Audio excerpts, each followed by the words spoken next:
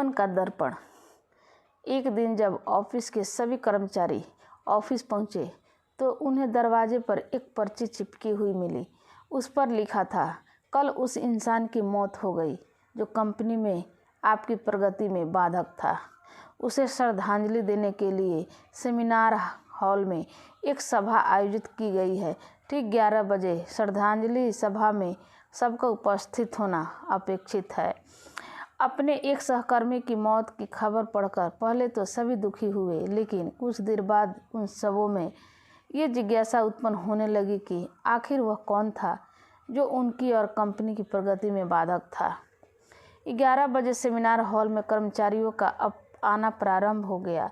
धीरे धीरे वहाँ इतनी भीड़ जमा हो गई कि उसे नियंत्रित करने के लिए सिक्योरिटी गार्ड की व्यवस्था करनी पड़ी। लोगों का आना लगातार जारी था। जैसे जैसे लोगों की भीड़ बढ़ती जा रही थी, सेमिनार हॉल में हलचल भी बढ़ती जा रही थी। सबके दिमाग में बस यही चल रहा था, आखिर वो कौन था जो कंपनी में मेरी प्रगति पर लगाम लगाने पर तुला हुआ था। चलो, एक तरह से ये अच्छा ही हुआ कि वो मर गया। जैसे ही श्रद्धांजलि सभा प्रारंभ हुई, एक एक करके सभी उत्सुक और जिज्ञासु कर्मचारी कफन के पास जाने लगे।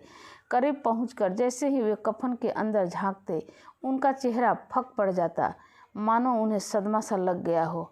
उस कफन के अंदर एक दर्पण रखा हुआ था। जो भी उसमें झांक कर देखता, उससे उसमें अपना ही अक्स नजर आता। उस दर्पण पर एक पर्ची भी चिपकी हुई थी, जिस पर कुछ ऐसा लिखा था जो सबकी आत्मा को झकझोर रहा था। केवल एक ही इंसान आपकी प्रगति में बाधक है और वो आप खुद हैं। आप ही वो इंसान हैं जो अपने जीवन में क्रांति उत्पन्न कर सकते हैं। आप ही वो इंसान हैं जो अपनी खुशी, अपनी समझ और अपनी सफलता को प्रभावित कर सकते हैं। आप ही वो इंसान हैं जो अपनी खुद की मदद कर सकते हैं।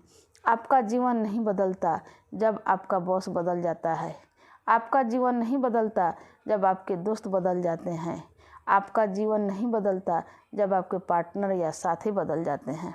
आपका जीवन तब बदलता है जब आप खुद बदल जाते हैं, जब आप अपने खुद के विश्वास की सीमा को लांघकर उसके पार जाते हैं, जब आप ये समझ जाते हैं कि आप और सिर्फ आप अपने जीवन के लिए जिम्मेदार हैं, तब आपका जीवन बदल जाता है। सबसे महत्वपूर्ण रिश्ता जो आपका किसी के साथ है, वो आपका खुद है।